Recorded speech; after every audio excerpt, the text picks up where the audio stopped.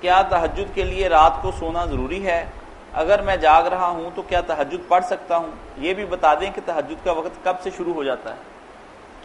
تہجد کے لیے یہ ضروری نہیں کہ سو کر ہی اٹھے، باقی اصل چونکہ سو کر اٹھ کر ہی پڑھی جاتی ہے، نام اس کا یہی رکھا گیا کہ نیند توڑ کر اٹھنا۔ تہجد جو حجود سے نکلا، حجود نیند کو کہتے ہیں کہ نیند توڑ کر اٹھنا، تو اصل تو یہی ہے کہ نہ ڈھلنے فیصد لوگ نیند ہی چھوڑ کر اٹھ کر پڑھتے، مگر اگر کوئی جاگتا رہا اور نہیں اس دن سونا نصیب ہوا کسی وجہ سے، تو یہ نہیں کہ وہ تہجد نہ پڑھے، پڑھ اس کی ہوگی۔ باقی وقت اس کا جو ہے عشاء کے 4 فرض پڑھ لینے کے بعد وقت شروع ہو۔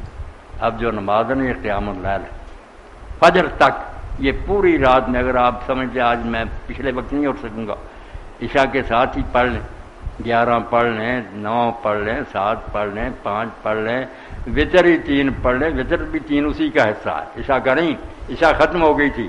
اگر آپ نہیں اٹھ سکتے تو کم از کم کہا کہ لوگ تھوڑا بہت حصہ تو لے لیں، تو عشاء سے شروع ہو جاتی ہے فجر تک، مگر زیادہ بہتر وقت آخری تیسرا حصہ، جب تیسرا حصہ رات رہ جاتی ہے فجر سے پہلے، اس وقت پڑھی جائے تو بہت اعلیٰ وقت، زیادہ بہتر وہ وقت۔